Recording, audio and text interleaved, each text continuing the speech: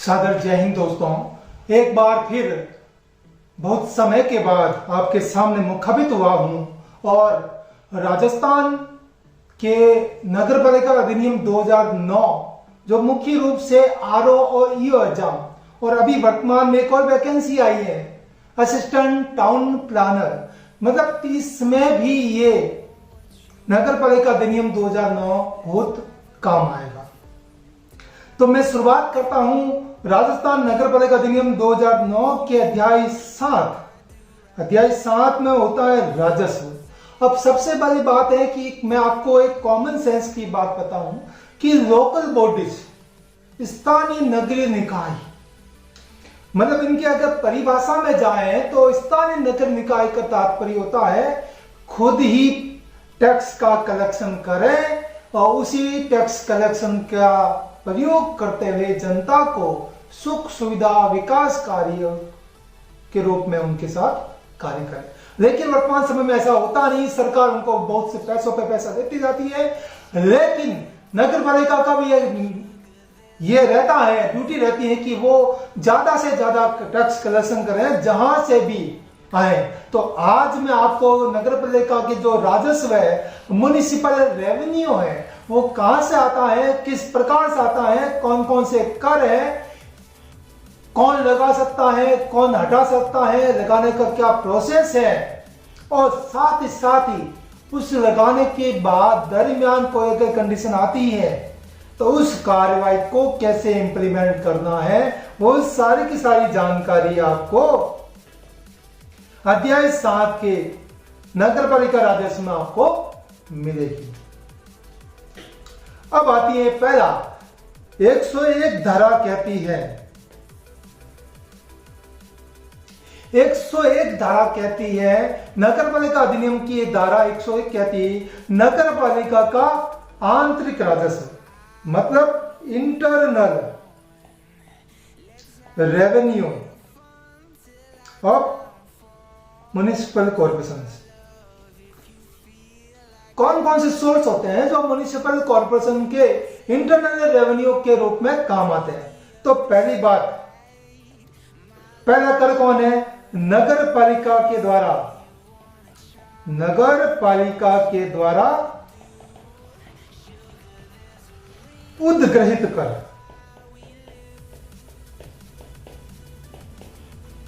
मतलब ऐसे कर जो नगर पालिका के द्वारा लगाए जाते हैं, taxes levied by the municipality, पहली बात।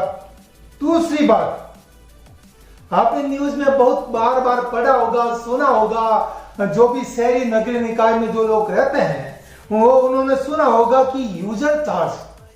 तो दूसरी चीज में आती है नगरीय नागरिक सेवाएं की व्यवस्था, मतलब कौन कौन सी व्यवस्था आप मान के चलिए, कौन कौन सी व्यवस्था? क्या आपको सैनिटरी की व्यवस्था करनी है, गटर लाइन बिछाना है, आपको सड़कें की व्यवस्था करनी है, आपको सफाई व्यवस्था करवानी है, आपके नगरीय निकाय में सौंदर्यीकरण करना है, आपके नगरीय निकाय में मनोरंजन के साधनों का निर्माण करना है, उन चीजों की कार्रवाई करने के लिए जो नगरीय नागरिकों की सेवाओं की व्यवस्था करने के लिए जो चार्ज कहलाता है उसको बोलते हैं उपभोक्ता चार्ज, जिसको बोलते हैं यूजर चार्ज। Line clear? तीसरी बात आती है फीस एंड फाइन्स। ऐसे कौन कौन सी फीस वसूली जाती है, ऐसे कौन कौन से फाइन लगाए जाते हैं जो मुख्य रूप से नगरीय निकाय के कर्तव्य जो होते हैं और काम काज जो होते हैं, उस काम काज के दौरान यदि कोई व्यक्ति नगरीय निकाय 2009 के नियमों की पालना नहीं करता है, विधि पालना नहीं करता है, तो उस पे जो पेनल्टी लगाई जाती है या जुर्माना लगाया जाता है या फीस लगाई जाती है या फाइन लगाया जाता है, वो सारी चीजें नगरीय निकाय के इंटरनल रेवेन्यू रिसोर्स के रूप में काम आते हैं। चीज क्लियर। कभी आपने देखा होगा कि अभी बीच में एक न्यूज में आया था कि जो व्यक्ति आप अपने जब भी घर पे जाएं तो बिजली का बिल चेक कीजिएगा, उस बिजली के बिल पे आपको कोई न कोई नगरीय निकाय का कोई न कोई टैक्सेस उसमें दर्शित किया जाएगा। मैं बताना नहीं चाहूंगा कि वो कौन से, मैं आपको कहना चाहूंगा कि आप घर पे जाकर अपना बिजली का बिल जरूर चेक करें। उस बिजली के बिल में नगरीय निकाय के संबंधित इंटरनल रिसोर्स के रूप में कुछ करों की व्यवस्था वहां दी गई है। तो ये वह आंतरिक सोर्स। दूसरा आता बाध्यकारी कर, ऑब्लिगेटरी टैक्सेस, धारा 102। मतलब नगरीय निकाय अधिनियम 2009 की धारा के तहत प्रत्येक नगरपालिका ऐसी दर पर या ऐसी तारीख पर कोई बाध्यकारी कर लगा सकती है। दर वो मर्जी होगी, कौन सी तारीख से लगाया जाएगा।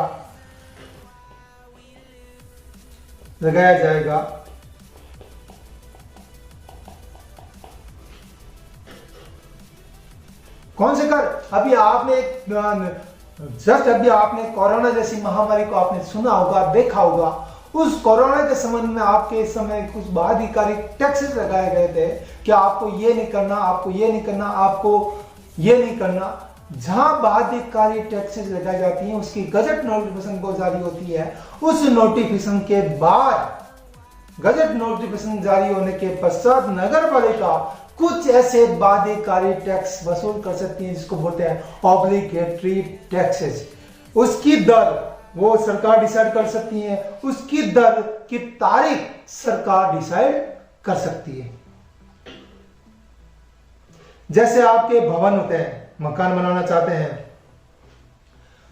तो मकान बनाने के संबंध में आपको कुछ न कुछ नगर निकाय को कर ऑब्लिगेटरी तौर पे देने पड़ते हैं। ये सरकार के अधिनियम 2009 के तहत नियम है।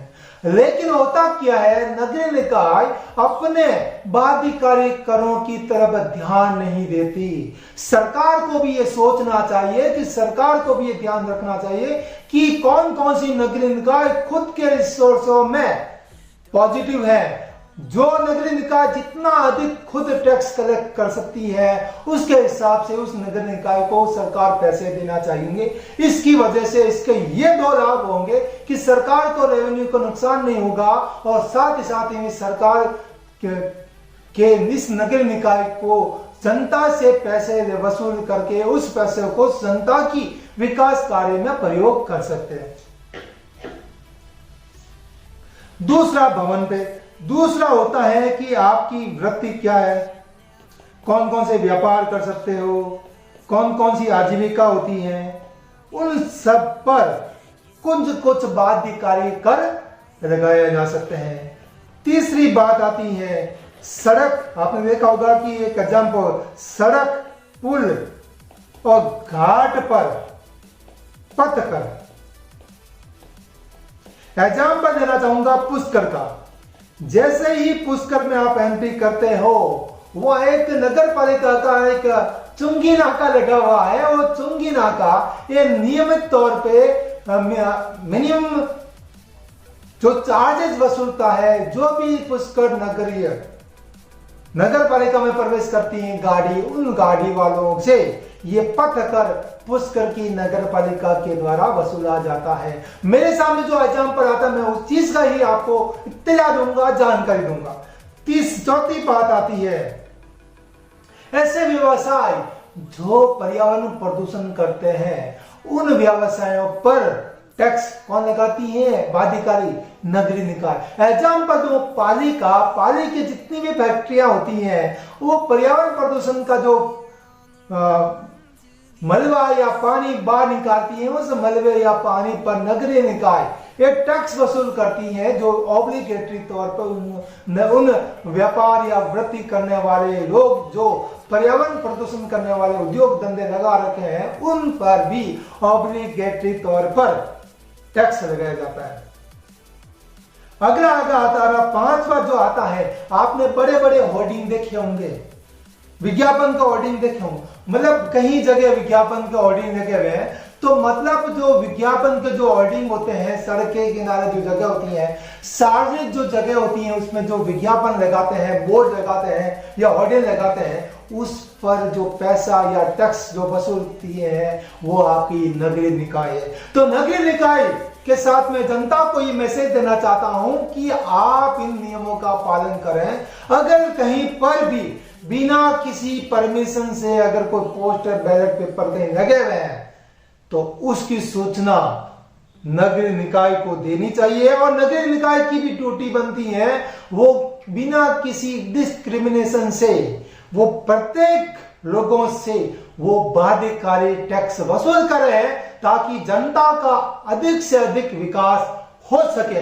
क्योंकि जनता का पैसा है और जनता की जो जमीन है नगरीय निकाय, उसमें जो बोर्ड लगे हैं, होर्डिंग लगे हैं, बिना परमिशन लगे हैं, उनको नियमित कर वो वसूले, ताकि आपके पास निजी आय के ऑब्लिगेटरी सोर्स मिले और आप बेहतर से बेहतर काम कर सके। और उसके अलावा अन्य कर जो राज्य सरकार डिसाइड करे हैं, वो सारे के सारे कर आपके बाध्यकारी कर माने जाते हैं।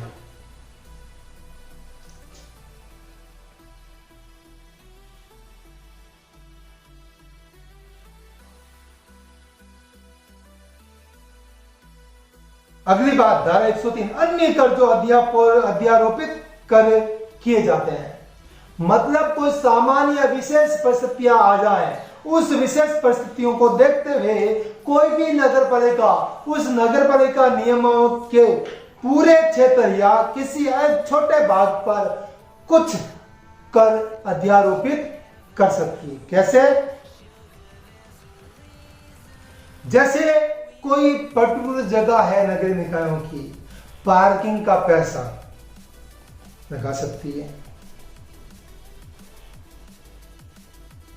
दूसरा, जो नगरीय निकाय में जो सिटी बस होते हैं, टेम्पो होते हैं, टैक्सी होते हैं, यातायात वाहन होते हैं, उन वाहनों पर भी नगर पालिका चाहे तो उन वाहनों पर भी नगरीय निकायों के सीमा क्षेत्र में टैक्स लगा सकती है।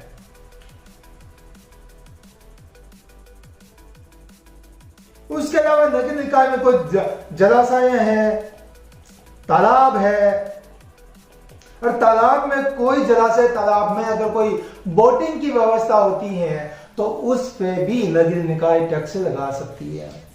अगली आती में, जैसे ही मेरा वीडियो आपने देखा होगा कि अधिशासी अधिकारी की कार्य प्रणाली में मैंने एक छठा अधिकारी का नाम लिया है, असिस्टेंट इलेक्ट्रिकल इंजीनियर।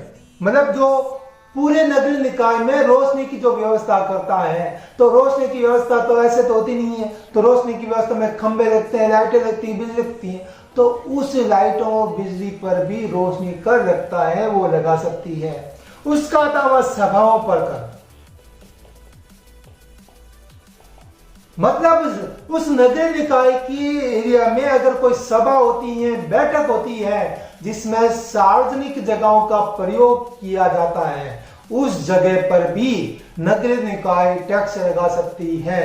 इसलिए मेरा निवेदन है जनता से, अगर आपके आसपास कोई बैठक होती है, बिना किसी परमिशन होती है, तो उसमें जो बैठक करवाने वाला व्यक्ति भी जिम्मेदार है और जो बैठक कर रहा है वो व्यक्ति भी जिम्मेदार है। दोनों ने मिलकर नगरीय निकाय के कुछ टैक्सों को नहीं देने की कर्तव्यों की अनुपालना नहीं की है। तीर्थ यात्राओं पर कर, पुष्कर में जो तीर्थ यात्री आते हैं या कोई भी धार्मिक प्लेसेज होते हैं उसमें तीर्थ यात्री आते हैं, उसमें टैक्स लगा सकती है। होर्डिंग को लगाना चाहे कोई पब्लिक प्लेस के अलावा, उस पे भी टैक्स लगा सकती है। किसी पार्किंग की व्यवस्था पर भी टैक्स लगा सकती है। स्टाम्प ड्यूटी पर भी टैक्स लगा सकती है। जितने भी स्टाम्प ड्यूटी होते हैं उस पर सरचार्ज भी लगा सकती है। अगली बात आती है उपभोक्ता प्रभार उत्कृत करने की शक्ति, मतलब यूजर चार्ज। अभी मैंने पूछा था यूजर चार्ज क्या है। नगरीय निकायों में नागरिक सेवाओं की व्यवस्था करने के लिए प्रत्येक नागरिकों से जो प्रभार वसूला जाता है उसको उपभोक्ता चार्ज, उपभोक्ता प्रभार, ये यूजर चार्ज, जिस सरकार की नगर निकाय की जो सुविधाओं का जो प्रयोग आप लोग करते हैं, उन प्रयोग करने के बदले में जो आप चार्ज देते हैं उसको यूजर चार्ज कहते हैं। जैसे जल निकास की व्यवस्था, ड्रेनेज की व्यवस्था, वाटर ड्रेनेज। अब आपके पास पानी, बरसात में पानी आ गया, अब पानी की निकासी कहीं कैसे करनी पड़ेगी, पैसा उसमें लगता है, तो उस पैसों को उस नगर निकाय में से पानी की निकासी में जो टैक्स लगाया जाता है उसको यूजर चार्ज कहते हैं। उसके अलावा गटर लाइन बिछाने की, सीवरेज लाइन बिछाने की, उसमें जो लगता है। उसके अलावा सॉलिड वेस्ट मैनेजमेंट, मतलब अगर आप बाई चांस अगर आप कोई घर बनाना चाहते हो, पुराना घर आपने लिया, उस घर को तोड़ने के दौरान जो मलबा निकलता है, उस मलबे के परिवहन में जो टैक्स लगता है वह आपका यूजर चार्ज कहलाता है। उसके अलावा विभिन्न प्रकार की यानों की पार्किंग की व्यवस्था, आगे यूजर चार्ज वापस। आपकी गाड़ी आई है, आप पब्लिक प्लेस में जगह का प्रयोग कर रहे हो, तो आपको टैक्स देना पड़ेगा कि नहीं पड़ेगा? पड़ेगा ना। तो आपका भी निवेदन है, जनता जागरूक रहे, जनता जागरूक होती है तो ये मानता हूं, भारत की संविधान की प्रस्तावना ये कहती है, हम भारत के लोग, अगर हम लोग अच्छे हो जाएं, अगर हम लोग अपने नियमों के तरीकों की पालना करें, तो मैं ये मानता हूं पूरी सिस्टम, पूरी मशीनरी मजबूत हो जाएगी। इसके लिए मलबों की परिवहन, उसके अलावा अन्य नागरिक सेवाएं जितनी भी होती हैं, उन सेवाओं पर लगने वाला कर आपका यूजर चार्ज कहलाता है। लेकिन सरकार के साथ साथ ये भी आता है कि सरकार चाहे तो इस यूजर चार्ज को कम कर सकती है, घटा सकती है, बढ़ा सकती है, या फिर पूरा ही समाप्त कर सकती है। लाइन चीज क्लियर? अगर आती है power to levy fee and fines. अब क्या होता है भाई? फीस एंड फाइन्स अब कहां होती है बताइए? फीस कहां लगेगी, फाइन कहां लगेगा? फीस जब आप कोई कार्रवाई कर रहे हो तो उस कानून का उल्लंघन करने से पहले जो टैक्स देते हैं उस बदले में, वो तो आपकी फीस कराती है। बाई चांस आप नियमों की पालना नहीं करते हो तो नगर निकाय जो आप पे शास्ति इंपोज करते हैं, आपको नियमों की उल्लंघन करने से पहले जो शास्ति इंपोज करते हैं, उसको बोलते हैं फाइन। मतलब नगर निकाय के नियमों की पालना करने से पूर्व जो पैसा टैक्स दिया जाता है उसको बोलते हैं फीस। कितनी है? और उल्लंघन करने के बाद उसमें जो पेनल्टी इंपोज की जाती है उसको बोलते हैं फाइन्स। अब कैसे? आपका प्लॉट है और प्लॉट के बाद आप भवन बनाना चाहते हो, मकान बनाना चाहते हो, तो उसमें आप एनओसी जारी होती है और एनओसी जारी के कुछ फीस होती है, वो फीस। लेकिन बाई चांस आपने एनओसी ली नहीं है और आपने मकान बना दिया बिना नियमों की पालना में, तब आप पे शास्ति इंपोज होती है, तब आप पे पेनल्टी इंपोज होती है। दूसरी बात, आपका भवन मकान बन गया, आवासीय है। अब आवासीय से आप कन्वर्ट कराना चाहते हो कमर्शियल में है, इंडस्ट्रियल में है, अन्य प्रयोजन में, तब आपको जो अनापत्ति प्रमाण पत्र होता है, वो गैर आवासीय परियोजना जो फीस लगती है वो लगती है। उसके अलावा जो फीस एनओसी लगती है कि आपके प्लम्बर की फीस लगती है, आपके सर्वे होता है उसकी फीस लगती है। उसके अलावा जो पब्लिक प्लेस में जो ठेले लगते हैं या खोमचे लगते हैं, दुकानें लगती हैं, निजी बाजार लगते हैं, या नर्सिंग होम खोलते हैं, पब्लिक प्लेस में प्राइवेट स्कूल खोलते हैं, प्राइवेट हॉस्पिटल खोलते हैं, होटल खोलते हैं, ये खोलते हैं, मनोरंजन के स्थान प्लेस करते हैं, उन सबको खोलने से पहले जो अनुमति लेते हैं वो तो है आपकी फीस, और बाय चांस बिना अनुमति खोलते हैं तब उस पर जो लगती है उसको बोलते हैं पेनल्टी, जो फाइन कहलाती है।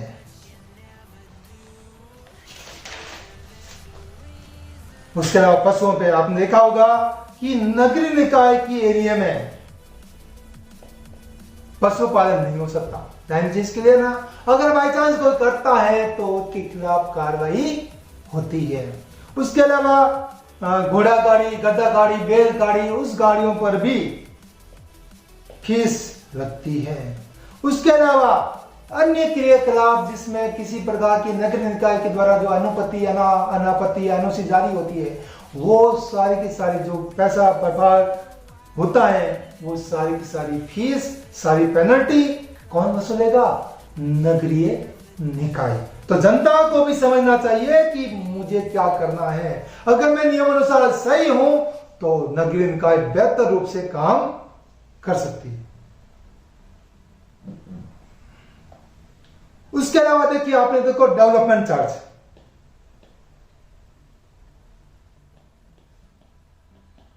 अब एक चीज बताइए, डेवलपमेंट चार्ज मतलब आपका विकास, आपकी फॉर एग्जाम्पल दूं, आपकी सैलरी 10,000 रुपए है, ओके। जैसे ही आपका विकास होता है, 11,000 हुई, तो आपका इनकम टैक्स लगता कि नहीं लगता? लगता है। उसी तरह नगर निकाय में जो विकास के जो कार्य होते हैं, उन विकास के कार्यों में जो चार्ज लगता है वो डेवलपमेंट चार्ज कहलाता है। जैसे एग्जाम्पल मैं शुरुआत की वीडियो में बताया था, 14 मीटर से ऊंची आवासीय, 14 मीटर से ऊंची आवासीय भवन,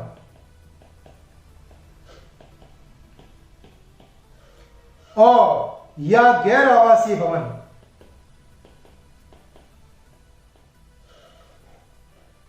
या किसी पर्टिकुलर मार्ग में स्थित,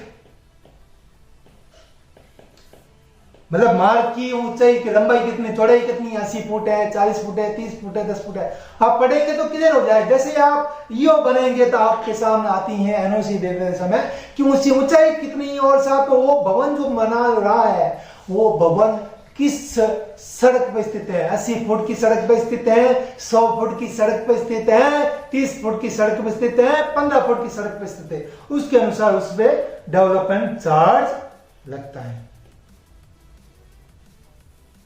उसके अलावा विकास की जो परियोजना होती है,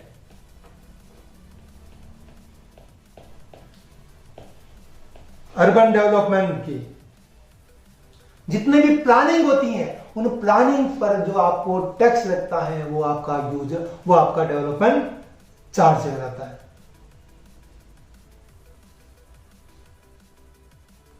चीज के एग्जाम्पल दूं आपको, यूआईटी का एरिया बता दूं, नगर पालिका का एरिया बता दूं। जिस नगरीय निकायों में अगर आपको आबादी भूमि में जो कॉलोनी कन्वर्ट करवानी है तो कॉलोनी करती है, तब उसमें आपसे डेवलपमेंट चार्ज लिया जाता है कि ये कॉलोनी बड़ी है, उसका विकास का काम कौन करेगा? नगरीय निकाय करेगी। तो उस नगरीय निकाय को एक डेवलपमेंट चार्ज उस कन्वर्ट कराने वाले मालिक के द्वारा दिया जाता है। ये सारी चीज आती हैं डेवलपमेंट चार्ज में।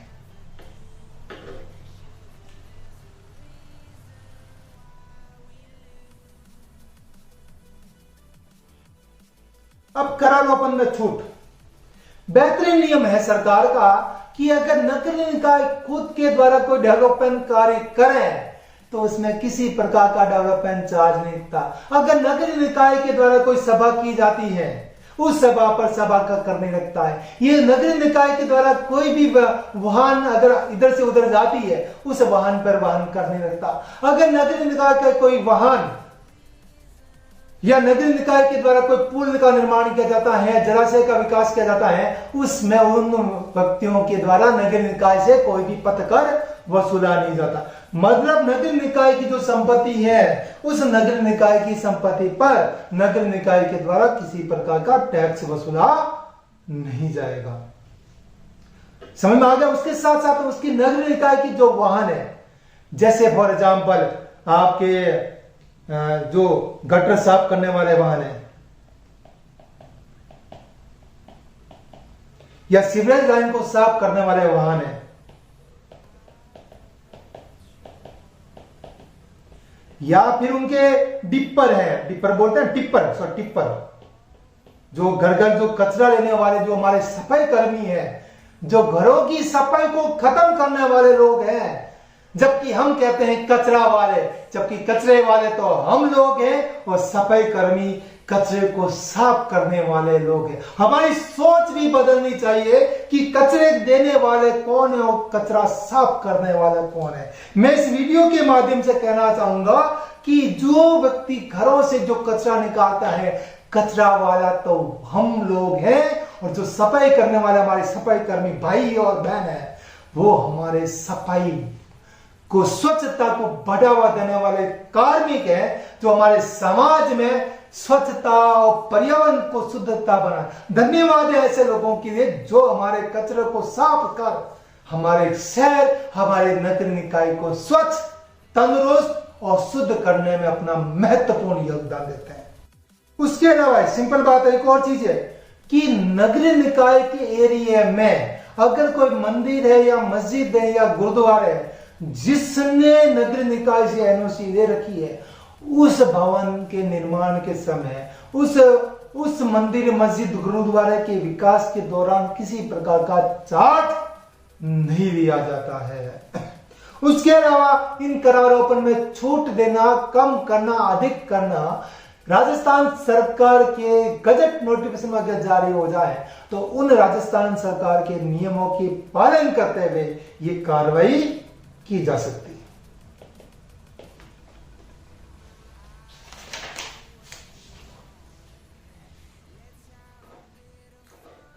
अब आती है कर अधिरोपण की procedure preliminary to imposing tax. क्या प्रक्रिया भैया? धारा 103 समझ गए ना? अन्य कर जो नगर निकाय इंपोज करती है, पहले 1 और 2 वो राजस्थान सरकार ने डिसाइड किया। तीसरा जो अन्य कर जो नगर निकाय इंपोज करती है, धारा 103। सिंपल बात है, आप कहीं भी चले जाए नगर लोकल बॉडीज में, चाहे पंचायत में चले जाए, चाहे नगर निकाय में चले जाए, एक बात सामने तय होती है, अगर आपको कोई कर नगर निकाय के नियमों के अधीन आता है, उसको इंपोज करना है या हटाना है, कम करना है, तो आपकी बैठक होना जरूरी है।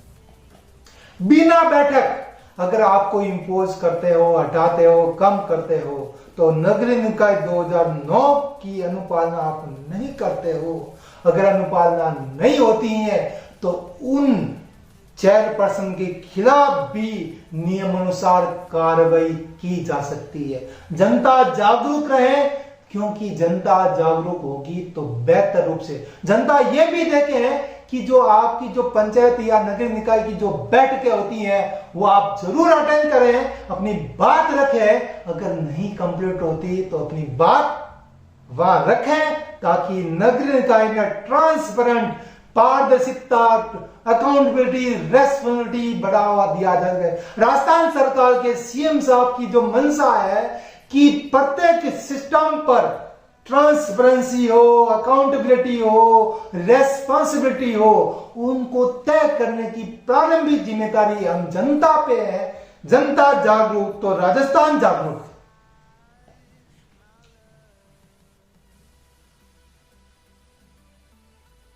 तो प्रक्रिया क्या होगी भैया? तो प्रक्रिया पहले साधारण बैठक होगी,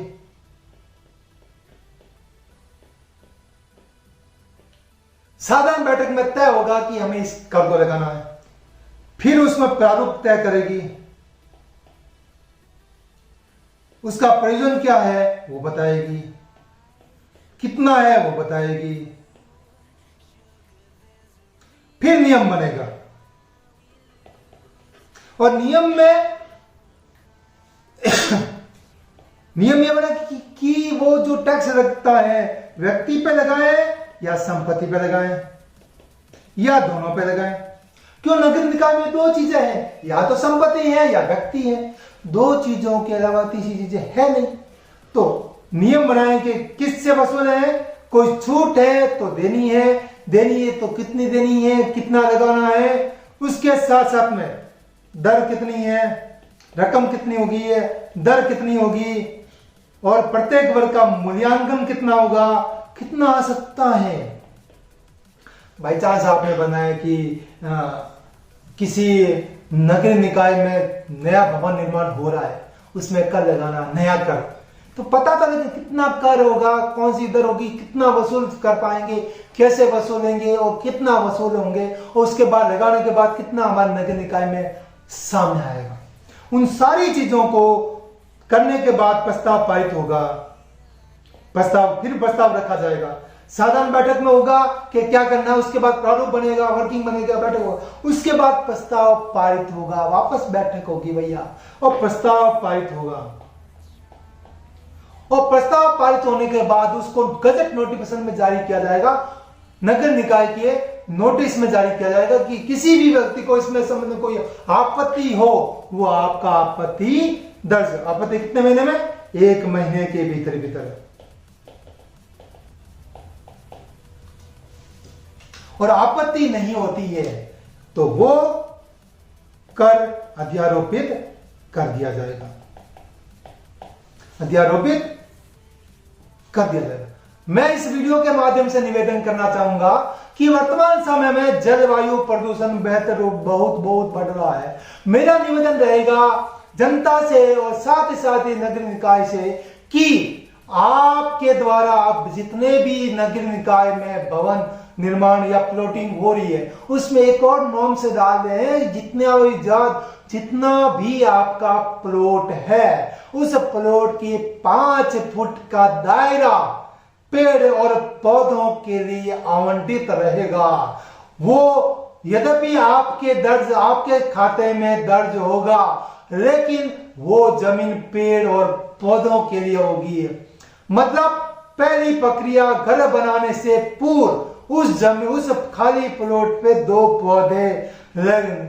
पौधे पेड़ बनना अनिवार्य रूप से किया जाना चाहिए, ताकि हमारा शहर वायु प्रदूषण से, जल प्रदूषण से दूर हो सके और प्रत्येक व्यक्तियों को शुद्ध तंदुरुस्त वायु मिल सकता है। मेरा निवेदन रह सकता है, मैं किसी को निर्देश नहीं दे सकता, मैं निवेदन इस वीडियो के माध्यम से करना चाहूंगा कि प्रत्येक नगर निकाय में व्यक्ति खुद 100 मोटो 5 फुट का दायरा छोड़कर पेड़ लगाएं, ताकि वो पेड़ आपको जीवन भर फल भी देगा, छाया भी देगा।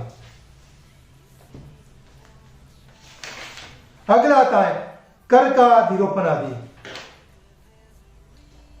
हो गया 108 में संकल्प पारित हो गया। अब पारित हो गया, उसके बाद एक डेट डिसाइड करेगी कि उस तारीख से वो गजट नोटिफिकेशन जारी करेगी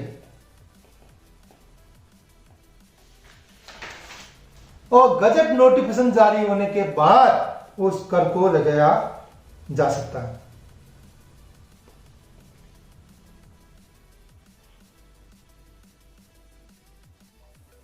लेकिन 2 चीजें हैं, अगर वो कर वार्षिक कर है,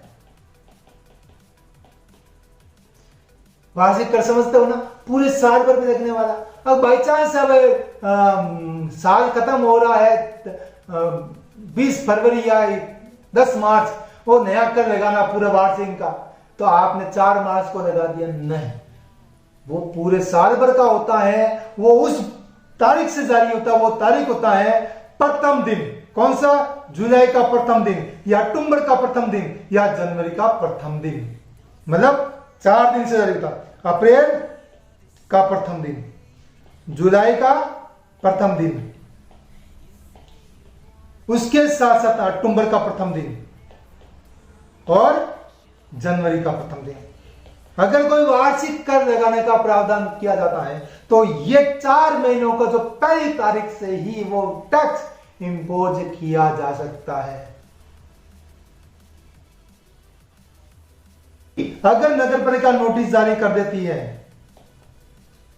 तो उस तारीख से टैक्स वसूल कर सकती है, चाहे वो बस सीधा ले, किस्तों में ले, कैसे भी ले, वो जारी करेगी और अधिसूचना जारी करेगी।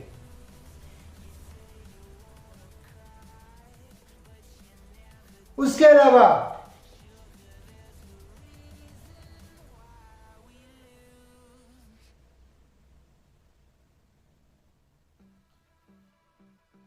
चीज क्लियर। अब आते ही धारा में करों में परिवर्तन करने की प्रक्रिया, मतलब कौन सा 103 में